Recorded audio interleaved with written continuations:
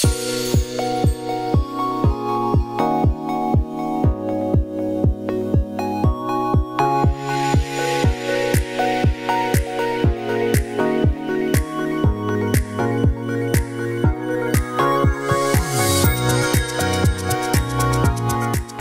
welcome to the interview, everyone.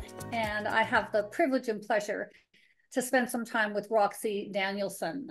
Roxie is a registered nurse and advocates for people who are homeless and people who use drugs. She received her Bachelor of Science in Nursing from the University of Ottawa in 2013 and immediately started working in primary care at Southeast Ottawa Community Health Centre.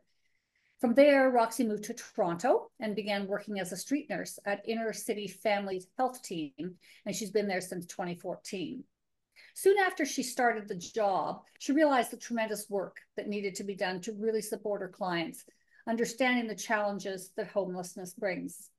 Roxie has been a part of various activist groups such as Street Nurses Network and the Shelter and Housing Justice Network, and is often at anti-poverty marches, rallies, and protests. She also regularly advocates for her clients through in-person discussion and social media. Welcome, Roxie. Thank you so much, and thank you for having me. Well, what a privilege to have you and hear all about street nursing. Why don't you start by telling us a bit more about your journey to street nursing, like what drew you there? Yeah, so interestingly, in nursing school, I actually wanted to be an ICU or an ER nurse because I initially thought like that's where all the action was.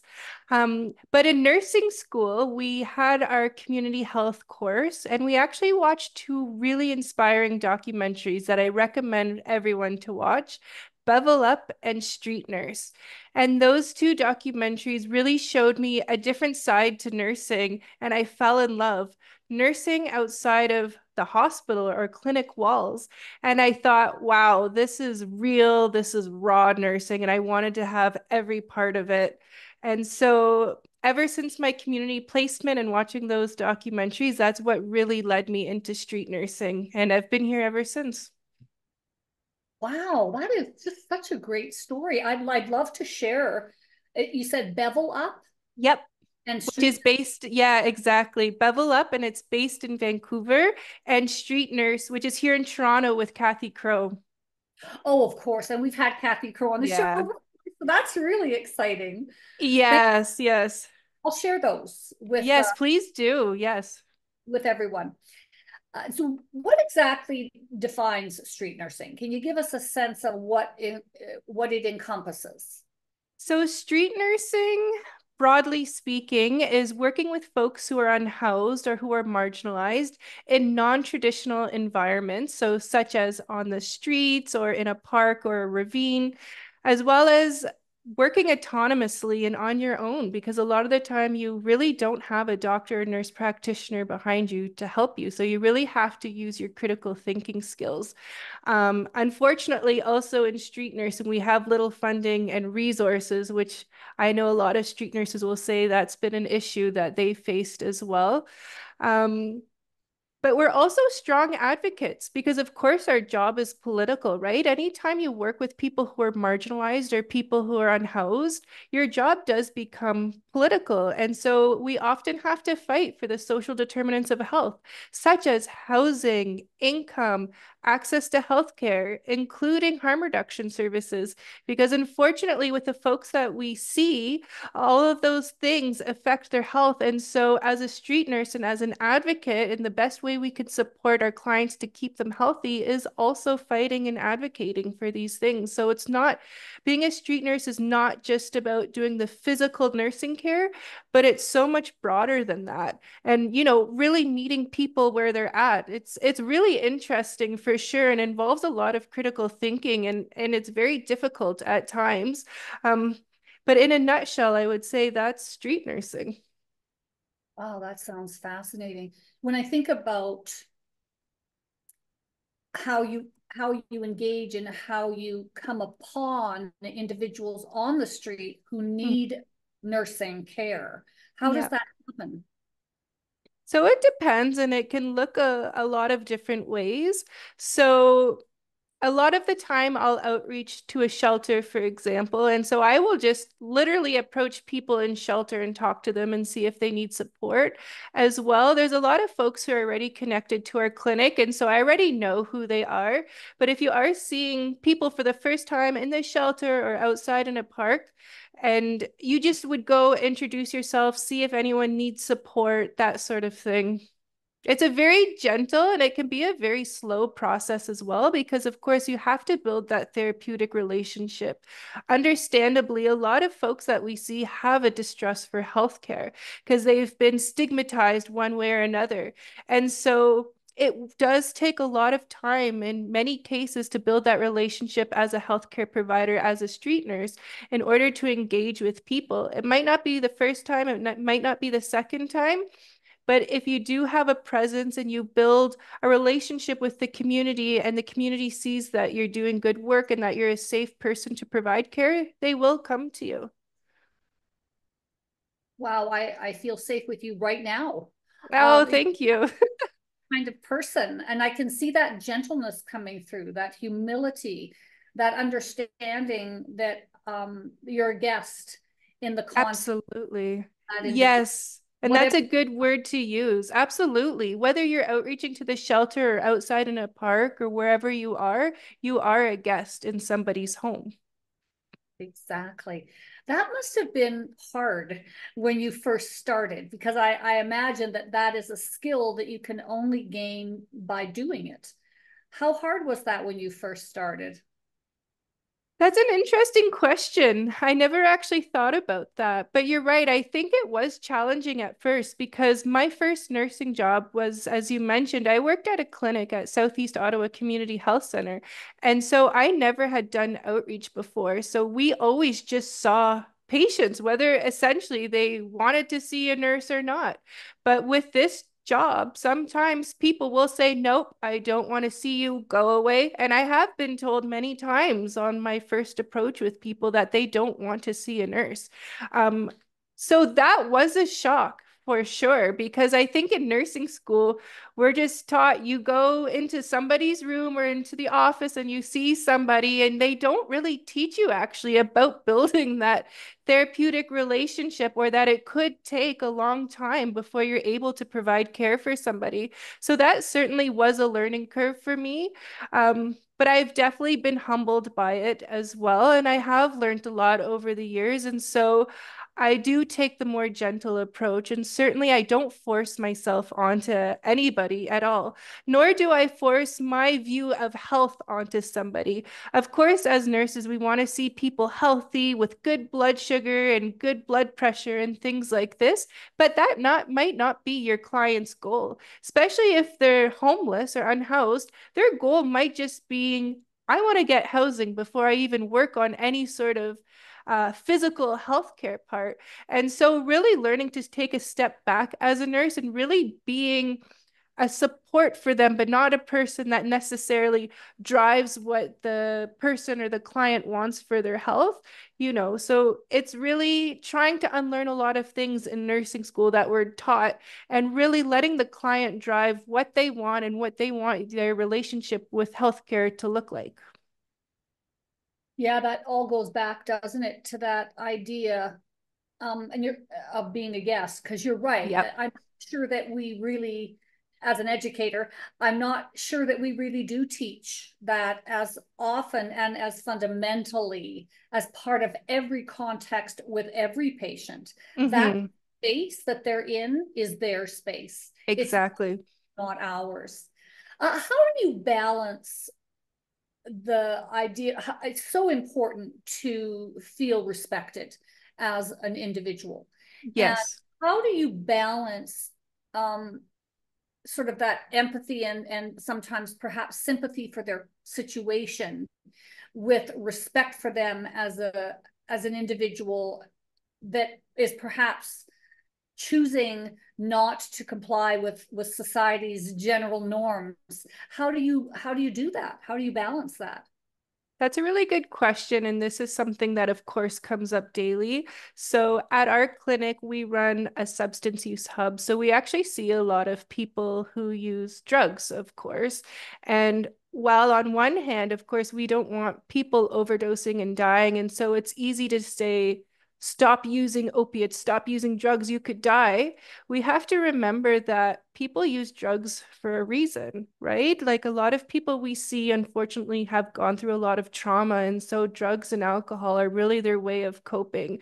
And so, to your question, that's a big thing that comes up on our work. So, on one hand, we want people to stop using, but on the other hand, we have to respect and really understand where someone comes from. And I think that's the piece, understanding that people don't come from easy backgrounds and they don't come from easy upbringings. And so you really, really have to be open-minded and understanding of why someone might be using drugs or why somebody might be using alcohol to cope or any other reason that you may not necessarily agree with or have or something that you would do yourself, right? Like most people wouldn't use opiates to cope with stress and trauma, but a lot of our clients do because they have gone through things that are so horrendous that we may never understand.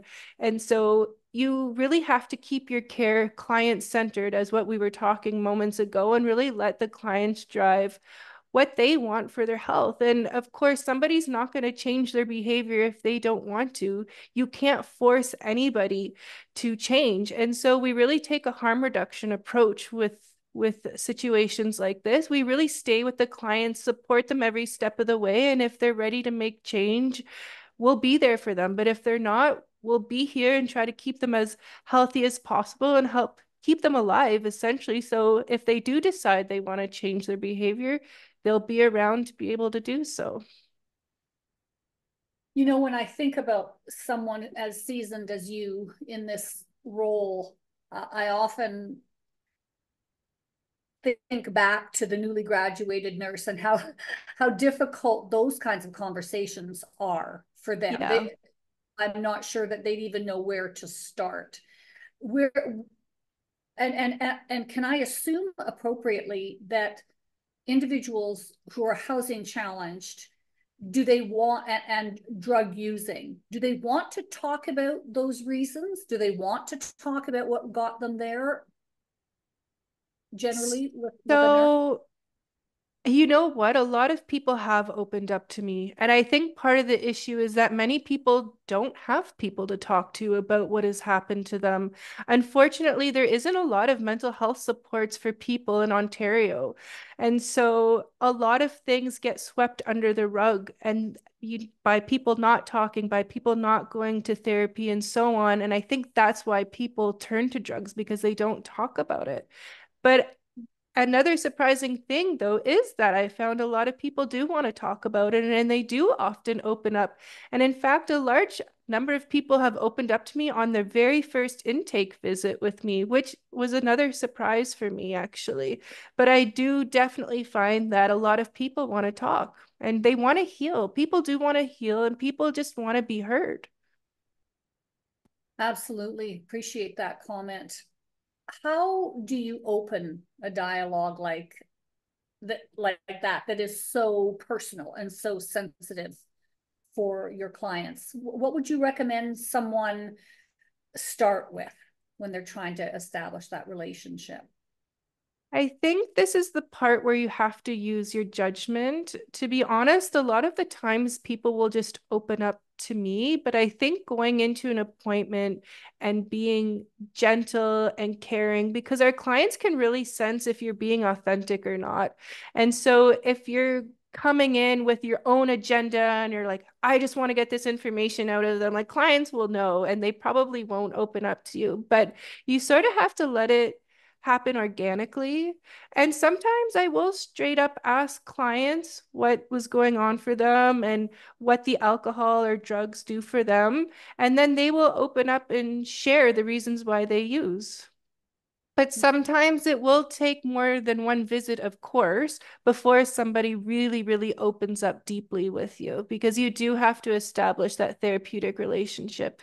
But as I was mentioning, a lot of the times clients will just open up naturally, even on the first visit. Hmm. Yeah, I'm sure at this point, for sure, because that intuitive sense that you've Mhm. established and grown over the years starts immediately when you meet that client, and they Yeah, want people exactly. that. right? Mm-hmm. They feel that you are understanding them and certainly wanting to assist them in whatever it is they're looking for. Exactly. So when you first started, again, because I'm thinking of the lens of the new grad, when you first started in this area, what was that like? What surprised you, and how did you cope with those surprises?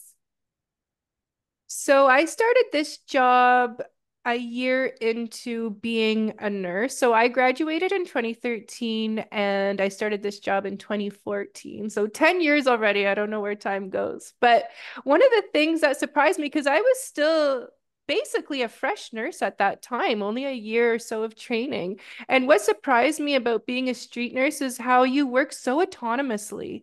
So, especially when you're doing outreach, as I was mentioning before, you don't necessarily have a doctor or nurse practitioner with you. And so you really have to make those judgment calls. So that was kind of scary for me as a new nurse because you really have to rely on your critical thinking skills and your nursing skills that you well learned in nursing school. And so that was really surprising to me, but in a good way, because I think as nurses, we really do need to expand our scope of practice. And that's something, thankfully, that you get to do as a street nurse. You really do work to your full scope. So that was definitely one thing. The second thing that was surprising, and this might seem very obvious, but was the amount of people that were asking me for housing or for help to get housing. And again, as a nurse, we were never taught to get people housing. That's not in our wheelhouse, or it wasn't in nursing school. And so that was really challenging because, of course, we can't just give people housing. Um, so that was difficult to cope because I know housing would have saved so many of my patients. We know folks who are unhoused, at least in Toronto, their life expectancy is very low. It's about 50 for folks who are unhoused compared to the national average of about 80 years old. So that's a big discrepancy. And that's from lack of housing. And so many people were asking me for housing. So that was difficult. And I wasn't prepared for that. Again, I know it seems obvious as a street nurse that you should expect that people are asking you for housing, but it was still really hard. It was still really hard, especially as a new nurse, because I didn't know what to do, unfortunately. Thankfully, I work in an interdisciplinary team and we have social workers that help with all those things and get people on the housing wait list and so on. But unfortunately, there's no magic wand to get people housing. And the wait list here is horrible. People are on the wait list for social housing for years. Um, so that was really difficult for sure. And really, the way we cope is channeling that energy into advocacy, right? And advocacy could look like going to City Hall and talking to politicians. It could be writing op-eds or letters to the editors, or doing media interviews, or joining other advocacy groups where you can share your frustrations, but put that frustration into action and make change. That sounds like something that we would not teach necessarily, Of or course. maybe as deeply as we ought to. So how did you get the mentorship when you first came out? Were you provided with a mentor? Did you have somebody to call if you went to a situation that you were like, I have no idea how to deal with this? I was so fortunate. So, two things. One, my team at Inner City, where I work, was incredible and is still very incredible and super supportive. And so I had tons of help, seriously. And again, most of our staff here are so passionate and so dedicated. And so I was really able to rely on them and ask questions and support when I needed. But the other thing that I was so unbelievably fortunate to have was Kathy Crow, who's a street nurse here in Toronto. And she was my mentor for many years. And even to this day, I know I could call her or email her if I ever had any questions or needed to vendor anything. And she really helped me become the nurse I am today. And I say that I'm fortunate because I know a lot of nurses especially street nurses, do not have that support at all. In fact, I know a lot of street nurses here in Toronto who work on their own and they have nobody. And that's why we have the Street Nurses Network, where us nurses can email and ask questions and get support from one another. Which is great, but when you're on the job and you need that support, I was so thankful to have and still have such an amazing team here, as well as having a mentor like Kathy Crow. Well, that's wonderful. I agree about mentorship. I don't know how I would have done what I've done without so many mentors along the way. Yeah, it's critical. Right. And they're still a call away. It's a wonderful relationship. Yes, absolutely. But it's often something you have to reach out for. It's not that Yes. someone's going to walk into your life and say, hey, do you want a mentor? So you have to be able to be courageous enough to reach out. How did you reach out to Kathy? Oh, there's a I story. love this question because I just love Kathy so much. And she might not even know this, but I was so nervous to talk to her. I was so nervous. And I remember when I started, I wanted to so badly email her. And I was like, oh, but I don't want to be a fangirl, so I'm not. But one of the doctors that I worked with knew Kathy, and she connected us, I believe, via email. This is many years ago, and I believe this is what happened. But anyway, so we did end up talking via email, and I was so starstruck. And then eventually I met her in person, and she was so wonderful, exactly as I imagined her. And so that's how it happened. So thankfully, somebody I worked with knew Kathy and connected us because I was just too nervous to email on my own. Now I'm totally fine with Kathy, but yeah, yeah. Yeah, I'm still blushing now, but I'm sort of laughing. I'm sort of laughing at that, but yeah. I'll have to definitely send this recording to Kathy so she can understand how important that was. And I don't know that when people have such an effect on our lives, our lives just go on, and we don't always have an opportunity to tell them that. So I'm sure Exactly. she'll be thrilled to hear that. Well, and as I mentioned earlier, I had watched those documentaries, Bevel Up and Street Nurse, and that's really what influenced me to become a street nurse. And so to meet Kathy, who was the subject of Street Nurse, I was a little bit starstruck, actually, if I might say so. But yeah, that's how it happened. But a lot of it is luck too, right? Like I'm not sure. I'm sure Kathy and I would have crossed paths for sure because we're both street nurses, but I was really thankful for the doctor that I worked with. But as you were saying too, it can be hard to reach out to a mentor. But I think as nurses, we have to remember to be open and welcoming to the younger generation and to newer nurses because you never know. It could really open the path for a lot of people. And I'm sure we'll talk about it. But I think community nursing and primary care nursing in general is not really looked at in nursing school as um, that the pathway for a first nursing job. And I find that's a question I get asked a lot with nursing students is if they can go right into primary care first or if they should do hospital nursing first. And so I want what I really want and why I was excited to do this interview is to show that community and primary care nursing is a really valuable nursing career option. And I wish that more nurses would see that and see the value in being in the community and or doing street nursing, And so I think being a mentor and being open and passionate about the work that we do is really important. And I hope that nursing students can see that. Well, I'm sure they'll see it in this interview. Absolutely. I want to just turn tracks a slight bit here, Roxie, and I'm wondering if you could tell me, have you noticed any changes and evolution in the individuals accessing care on the streets over the past 10 years? What have you noticed? So, what I've noticed, unfortunately, is in Ontario, and I think probably across Canada, our healthcare system is just crumbling and crumbling. And unfortunately, COVID did not help. And so We're seeing a lot more people who are sick, living sick in the community. So that's one piece. The second piece is the cost of living keeps going higher and higher and higher, but people's incomes are not getting higher. And so we're seeing more people become homeless.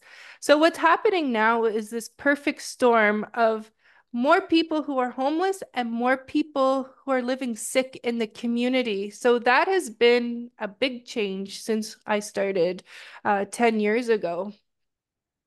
Wow, that's yeah, it makes sense to me, but it sounds a bit frightening because Oh, it how is. you don't have the resources that we're putting into street nursing so that we can interact and engage with these individuals and prevent them from getting to the point where they have to be hospitalized in an urgent or emergent way.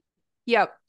Yeah. Yeah, Okay. exactly. And because there's such a long wait time in the ERs, a lot Yes. of our clients don't want to go to the emergency room. So we also do a lot of phone triage at our job or phoning to check in with people to see how they're doing. And they'll tell us these really scary things like they have really bad chest pain or they have really bad shortness of breath. And of course, as a nurse, we say, go to the hospital, go to the ER. And a lot of the times, our clients are like, no, I don't want to go. I know I'm just going to be waiting hours and hours and hours. I'd rather stay home. And so we're hearing more of those conversations a lot as well, which is really scary. Hmm. Are you, I know when I was a manager in Saskatchewan, we had started to create some really interesting and creative solutions to the community challenges that we were having, and that involved paramedical support. So Mhm. that paramedics were actually going in and providing emergency care to individuals who are having chest pain or individuals who are short of breath. Is that an opportunity that you are able to access? Is paramedical support? That's a good question. I've had a couple clients that actually were connected to a paramedic caseworker, which I had never heard before. So I believe the way that happens is if somebody is constantly calling 911, they get flagged in some system. I'm not even sure how it works, but then they get a paramedic attached to them. So every time they call 911, the call gets diverted to this community paramedic that will go and check on this person. But I certainly think there's room to improve on that service. There's also room for me to learn more about that service, but I think we do need to work together with other allied health professionals, such as paramedics, because there is a real need for healthcare in the community. And that's something that's not talked about a lot. But because people are becoming more sick or living more sick in the community, we have to find other solutions to prevent hospitalization. And I do think paramedical services would be a good option, but also more outreach nurses or more home care nurses or whatever that may be. We do have to start thinking outside of the box because our hospitals are completely clogged up here and the wait times are so long in the ER. Like we really, really need to keep people healthy in the community or provide more medical services in the community to prevent people from going to hospital. Yeah, that absolutely. I think every nurse that I know would echo that precisely. So Mm-hmm. thanks for mentioning that, Roxie. What about the supports? If you could name a few that are really important to you as a street nurse, what are those supports that you reach out to? But supports for me personally. I guess the first and foremost is reaching out to my team. Certainly, if something happens at work or if there's a client death, our team is really strong and we try to support each other. Unfortunately, with our line of work in street nursing, we do see a lot of death. And unfortunately, there were two client deaths at our clinic within the past few weeks. And so we huddled as a team today and we discussed some ways to memorialize the clients because we do see so much death here. And these particular clients were people that were close to our clinic that we knew like very, very well. Um, so that's one thing, relying on your team for support. The other thing I do personally is connect with my friends and family outside of work. It really helps to talk to somebody who's not in our line of work to sort of debrief and talk about what's going on, but to have that bit of separation is helpful.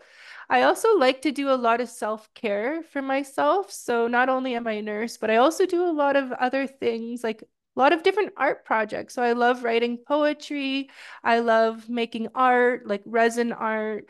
I just love being in nature with flowers. I find nature really healing. And so that's another piece of it, having the hobbies. Um, and I guess the last thing for me is traveling and just trying to get out of the city and re-energize myself. So those are probably all the big self-care pieces that I do for myself. Well, thanks for those. It's always good to remind students and grads and all nurses that they need to take care of themselves so they can Yes. take care of other people. I Burnout is huge as a nurse. It's so huge. Yeah, I know I experienced it a number of times. I was a critical care nurse for the most part, and not a lot of debriefing in those days. So you would Mm, take that home and you would internalize it, and it's what made me who I am today. So I'm not sorry for those experiences, but the trauma and the grief that you experience is significant as a nurse, and sometimes yep. you don't pay attention to that. It adds up, doesn't it? Absolutely, it does. Yep. Yep. And And I've seen so many of my colleagues burn out, so many. And of course, I've gone through burnout as well, and I've had to step back from certain things because I just mentally couldn't handle the stress of what was happening at work. But it's really important to be in tune with yourself and know when you are burning out. It's hard and it takes time to really understand the stress and emotions going on in your body, but that's such an important skill to have to be able to tell and have that self-awareness when you are burning out and when you do need to step back and, maybe take a mental health day here and there and really recharge. Because if you're burnt out and you're feeling unhealthy, that's not helpful for the clients. yeah, and it's not helpful for your colleagues, right? Because No, absolutely not. a lot of times we're impatient with others, but it has nothing to do with them. It has to do with how we're feeling inside. So It's being a able, good point. to be able to share, I'm feeling really a bit down today, to be honest, because of what happened to our two clients, and being able to open up to people who can understand that. And I'm so sorry for the loss of your Mm-hmm. because I understand that I never wanted that to roll off my back. I felt like I wanted to feel the pain of that loss because it was a relationship that I had with that patient or client. And it's important to grieve those losses. They are personal as well as professional. I completely agree. And that's what I say to myself too. I want to feel the loss. I don't ever want to get to the point where I'm so burnt out or so detached from my work where if somebody dies, I no longer care or it doesn't bother me. And it might sound weird, but I want to be bothered and I want to cry because I think that's what makes us human, but that's also what keeps us being empathetic people. Like, that's a human life that's gone now. We should be grieving and we should be mourning. And especially working in primary care, working as a street nurse, we do get to know our clients for years and years and years. And we're not like a typical clinic. The clients we see, because they do tend to be more sick, we see clients very frequently. Some of our clients are here weekly or every other week. So they essentially become like family because we do see them so often, And so it makes sense to want to grieve and to cry, and that's okay. Like, it's totally okay to cry at work. Like, if you need to go into your office and close the door and cry, like, please do it. It doesn't make you a weak person. It makes you somebody that cares. Absolutely. I echo that, Roxie. Thank you for that statement. Mm-hmm. So in closing, if you were a new grad or a student watching this interview, what advice would you have for individuals interested in street nursing? Yes. So this is what I say to every student nurse that asks me something similar is that if you're interested in street nursing or community or primary care, just come right into the community. You certainly don't need to do, 3 years in hospital before you come into the community. I promise you, come right into the community and you're going to do great. So even for me, my first nursing job right outside of nursing school was at a community health center. I actually never in my nursing career worked in hospital. My entire career has been in the community and it has been totally fine. So if this is what you want to do, like please come. And we really do need more community and primary care nurses. It's such a fulfilling job. It's so rewarding and there's room for all of us here. So my advice would be just to come into the community if that's what your interest is. And I often have told students that are interested in a particular area to ask someone if they could talk to them about what it's like to be a street nurse. So, go to a community center and walk in and say, I'd like to talk to the nurse who works here, and then just say, I'm interested in this area of work. Can I ask you a Absolutely. And you question? know what? The street nurses that I know here, all of us are so passionate. And I guarantee if you do just that, if you ask any street nurse if you could talk to them about their job, they will say yes, for sure. And have you had anyone do shadow experiences? Absolutely. And I love it. And I've had both nursing students and fully registered RNs shadow me, actually, like hospital RNs that wanted to make the switch from hospital to community shadow me. Wow, that's a wonderful idea. Yep. So Any we last, take anybody. absolutely. Any last words, Roxie?